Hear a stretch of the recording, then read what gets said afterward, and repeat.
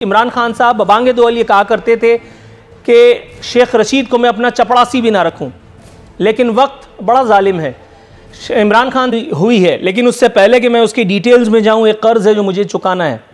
शेख रशीद अहमद साहब को वजारत दाखिला का कलमदान सौंप दिया गया है। अपोजिशन का या कुछ दिलजलों का कहना है कि ये इल्ज़ाम लगाया जा रहा है मोहतरम जनाब वज़ीर आज़म पाकिस्तान पर कि यह तकर्रुरी दर हकीकत उनका कारनामा है, ये रिकमेंडेशन भी उनकी नहीं थी।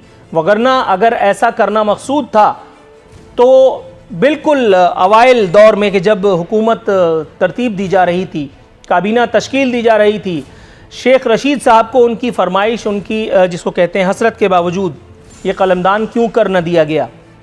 अब कई सवालात इस ज़िम्न में उभरते हैं। क्या शेख रशीद अहमद की तकर्रुरी हुकूमत के लिए खुदा न खास्ता किसी मुमकिन ज़वाल का आगाज़ है? क्या वो काम जो ब्रिगेडियर रिटायर्ड एजाज शाह साहब नहीं कर पाए, यानी अपोजिशन को लगाम डालना, नकेल डालना या फिर इंगेज करना, क्या शेख रशीद अहमद कर पाएंगे? दूसरी बात, शेख रशीद अहमद साहब वो वजीर हैं, आप यूट्यूब पर टाइप कीजिए, बहुत सारी चीज़ें आपको देखने के लिए मिलेंगी। मैं सोच रहा था शॉर्ट मोन्टाज बनवाऊं, फिर वक्त की कमी आड़े आ गई, फिर मौलाना का जिक्र भी मकसूद था। शेख रशीद और मौलाना ला हौल वला कुव्वत हज़रत हमारे वज़ीर आज़म साहब जो हैं, उनकी एक दूसरे की हवाले से पसंदीदगी को अगर आपने जानना है तो आप यूट्यूब पे लिखिए और आपको सब कहानी सामने आ जाएगी। इमरान खान साहब बबांगे दो ये कहा करते थे कि शेख रशीद को मैं अपना चपड़ासी भी ना रखूं, लेकिन वक्त बड़ा जालिम है। इमरान खान साहब चपड़ासी तो क्या, उन्हें अपना वज़ीर दाखिला ही लगाने पर इन्वर्टेड कॉमास में शायद मजबूर हो चुके। शेख रशीद साहब ऑन एयर हो चुकी हैं ये सारी बातें, मैं कोई मनगढ़ंत बात नहीं कर रहा जिस पर किसी को बुरा लगे, ये सब नविश्ते दीवार है। ऑन एयर कह चुके हैं इमरान खान साहब को, आप एक तांगे की सवारी हैं, आप एक नाकाम सियासतदान हैं, मैं इतनी दफ़ा वज़ीर बन चुका हूं, लेकिन शूमिय किस्मत एक मरतबा फिर शख्स को जिसको ताना दिया गया था वही आपको वज़ीर दाखिला बना बैठा। ये एजाज़ भी सिर्फ उन्हीं को हासिल है, शेख रशीद साहब को, कि ये 15वीं दफ़ा जो है वो वज़ीर बने हैं। ये एजाज़ भी सिर्फ उन्हीं को हासिल है कि उनके दौरे वजारत में रेलवे के हवाले से अगर हम बात करें तो 120 से प्लस 120 से जायद हादसात जो हैं वो देखने में आए हैं। लेकिन मजाल है कि जो खान साहब इनसे इस्तीफ़ा ले लें। आपको याद होगा साद रफ़ीक, वज़ीर रेलवे, नवाज शरीफ, हॉलैंड का हुक्मरान, साइकिल की सवारी, वो आइडियलिज्म की अच्छी अच्छी बातें। 120 हादसात के बावजूद मेरे मसीहा ने इनसे इस्तीफ़ा तलब तो क्या करना था, उल्टा उन्हें प्रमोशन ही दे बैठे। अब यह सवाल है कि क्या एक नाकाम वजीर रेलवे एक कामयाब वजीर दाखिला बनेगा? क्या जलसा अपने साथ कुछ बहाकर ले जाएगा? क्या हुकूमत कुछ खौफजदा सी है? क्या हुक्मरानों के लहजों में कोई खौफ डर आया है? सर आप तो बिल्कुल ठीक हैं, लेकिन अच्छा वैसे आप डिफेंड करना चाहेंगे? अगर आप इस तकर्रुरी को डिफेंड करने के लिए मैं आपसे ऐसे ही कहूँ, मैं कहूँ आपसे, मैं कोई सवाल नहीं पूछता। इमरान खान उनको चपरासी नहीं रखना चाहते थे, ये उनको तांगे की सवारी कहते थे, ये उन्हें नाकाम वज़ीर आज़म, नाकाम सियासतदान कहते थे। इमरान खान और पता नहीं ऐसे अल्फाज भी कहे हैं, यूट्यूब पर मौजूद है, मैं अपने मुँह से मैं क्या लूँ। उसके बाद ये कैसी सियासी मजबूरी है, ये कैसी ज़िंदगी है? मतलब मैं क्या कहूँ कि इमरान खान साहब खुद ही एक और नादिर शाही यू टर्न। कुछ फरमाइए। बिस्मिल्लाहिर्रहमानिर्रहीम। देखिए, मैं यही कहूँगा कि डिफेंड तो नहीं कर रहा हूँ, मगर ये कहूँगा कि देखें सियासत में हर चीज़ लफ्ज़ आखिर नहीं होता है। और अगर आप ही ने ख़ुद अभी कहा कि शेख रशीद साहब जो खान साहब के लिए कहते थे, जो कि इतने तजुर्बेकार सियासतदान थे, उन्होंने भी देखा कि देखें सियासत में चेंजेस आ, तो ये सियासत में आगे पीछे तो होता रहता है। मैं यही कहूँगा। नहीं, ये आगे पीछे तो नहीं था, ये तो ऊपर नीचे था सर। और ये सियासत तो ना हुई फिर उसूलों की, आइडियलिज्म की सियासत, वो जो इमरान खान साहब उस वक्त किया करते थे, जिसमें शेख रशीद किसी तौर भी फिट इन तो नहीं होते थे। उसके बाद मेरा ख्याल है कुछ इज़हार तासुफ़ ही हो जाए तो फिर मैं आगे बढ़ जाऊँ। भाई मैं कहूँगा कि उसके बाद मेरे ख्याल से वो काफ़ी बेटरमेंट के तरफ गए तो चेंजेस आ गई। बेटरमेंट पे 100-125 से ज़ायद हादसात हुए हैं वैसे, अल्लाह नजर बद से बचाए। ये बेटरमेंट नेगेटिविटी की तरफ से नहीं, मगर अब देखें 125 जो आप कह रहे हैं हादसात हुए, नहीं मैंने थोड़ी करवाए, नहीं मतलब वो तो जी, ये हुए ना, हुए हैं, मतलब उस पर डिमोशन बनती है, प्रमोशन उस पर देखें, अब उसका नजरिए देखने वाले का नजर है। अच्छा, देखने वाले की नजरिए, ये सही है सर। अगर देखने वाला अंधा हो तो फिर इसका मतलब है कि हम इस पर बात ही नहीं कर सकते। चौधरी जाफर इकबाल साहब, सर कैसे मिजाज हैं?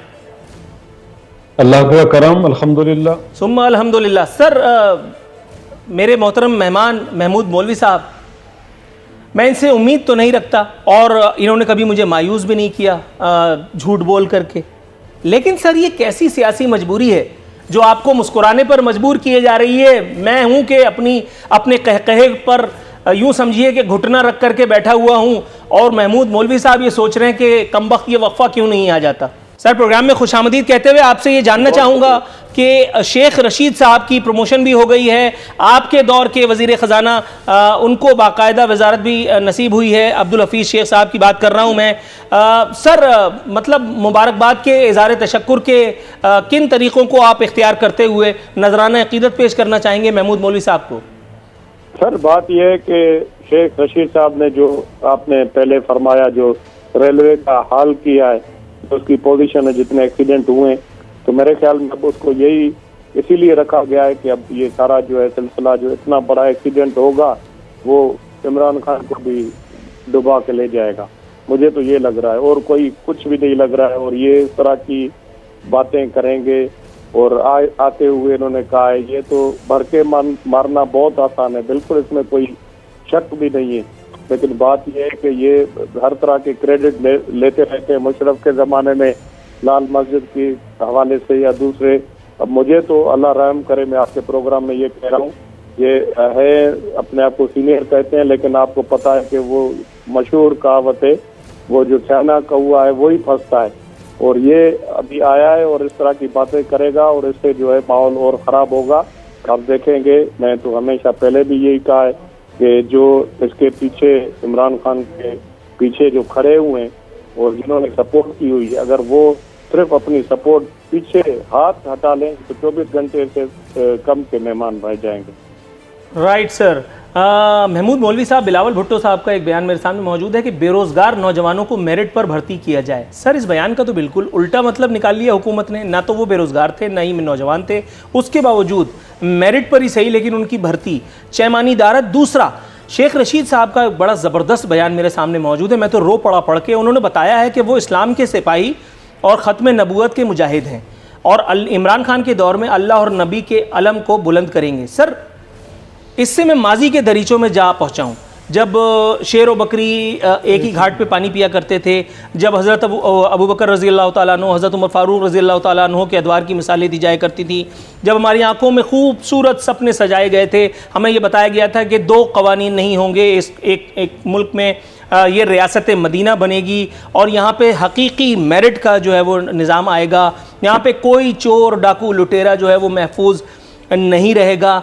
सर मतलब with all due respect, opposition का या कुछ दिलजलों का ये कहना है कि अल्लाह और नबी के दीन के साथ, इस मुल्क के साथ जो कुछ इस दौर में हुआ है, उसके बाद इतना बड़ा दावा बुलंद करना कि हम अल्लाह नबी के अलम को बुलंद करेंगे, इन बातों का जवाब आप किन अल्फाज में देना चाहेंगे? देखिए, एक चीज़ मैं इस अल्फाज में आपको दूंगा कि ये जो आपने कहा, कम से कम शेख रशीद के ऊपर कोई ये नहीं कहेगा करप्शन के कोई चार्जेस, मतलब इतने दौर में 17 दफ़ा मिनिस्टर रहे हैं, मतलब कोई करप्शन के चार्जेस ना किसी दौर में भी नहीं रहे। ये तो हमें मानना पड़ेगा कि देखें कि कोई करप्शन के चार्जेस नहीं रहे। और ये भी आप देखें ना कि जितने हमारे इस वक्त अपोजिशन में भी बैठे हैं, इनके दौर में भी देखें ना, मेरे ख्याल से शेख रशीद साहब सबके साथ थे, ठीक है ना। और ये भी आप देखें कि तजुर्बे में देखें, तजुर्बे में भी इनसे ज़्यादा तजुर्बे, बात की भी गारंटी तो ना हुई ना कि अगली दफ़ा वो आप ही के साथ होंगे। देखिए तजुर्बे का मतलब ये भी देखना पड़ेगा, मेरे ख्याल से इस वक्त सब में ज़्यादा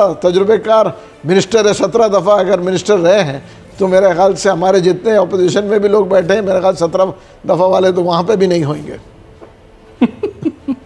सर ये मेरिट तो बड़ा अजीब सा नहीं है जाफर इकबाल साहब, लेकिन चलिए इसको छोड़ देते हैं। ये कौन सी वाहिद ऐसी तकर्रुरी थी जिस पर एतराज़ किया जाना चाहिए? कुछ और बातें करते हैं, आगे बढ़ते हैं सर। सर ये मुझे बताइएगा, मुमकिन तौर पर आपको क्या नज़र आ रहा है? शेख रशीद अहमद साहब जैसा सीनियर घाघ सियासतदान अब वज़ीर दाखिला है, कल एक इंतहाई अहम इवेंट है, PDM का जलसा है, 13 तारीख है, लाहौर में आप लोग अपना पावर शो करने के लिए जा रहे हैं। शेख रशीद साहब के होते हुए क्या फोर्सी कर रहे हैं? क्या खुदा न खास्ता कोई अल्लाह न करे मेरे मुंह में खाक कहीं ऐसा ना हो, लेकिन बहरहाल क्या हुकूमत ताकत के इस्तेमाल पर आ सकती है? क्या आपका जलसा फ्लॉप करवाने के लिए शेख रशीद अहमद साहब का तजुर्बा काम आएगा?